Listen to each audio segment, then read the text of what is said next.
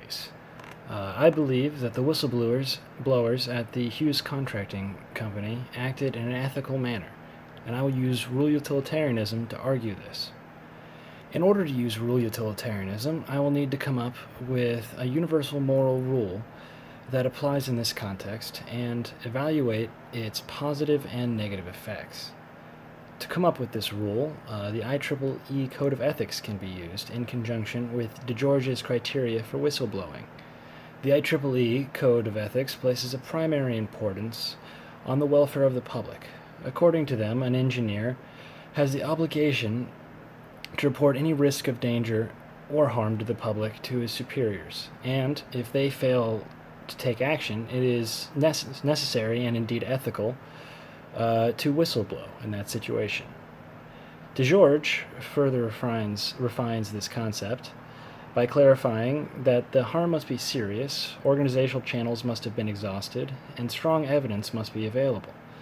So, with all this, let's say that our moral rule is, in this context, it is ethical for an engineer to be a whistleblower if he has run out of other options, there is a serious risk to the public, and there is convincing evidence available.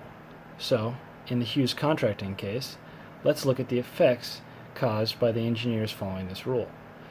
The obvious recipient of negative effects would be the Hughes Company. According to some of the articles provided on ELC, the company had to fight legal battles for years, all the way up to the Supreme Court. In addition to this, the company experienced multiple large fines and the loss of future government contracting work.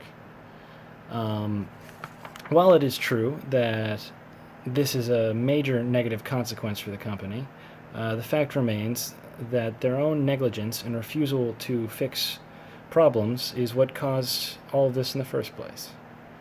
The major benefactor of the positive consequences is the United States government, along with the general public.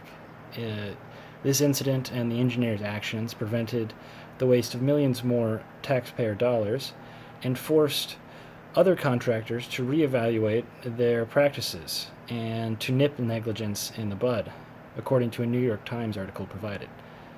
So, in conclusion, the positive effects of this moral rule outweigh the negative effects, and thus it is ethical according to rule utilitarianism. Thank you.